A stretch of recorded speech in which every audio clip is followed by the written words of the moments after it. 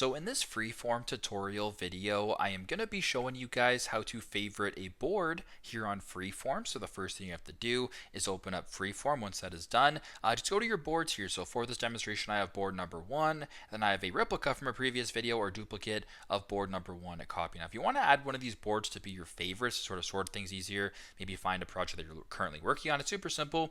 Select a board that you want to make your favorites. If I wanted to make board number 1 my favorite, for instance, right here, add it to my favorites, I'll just press on the board right here and highlight it.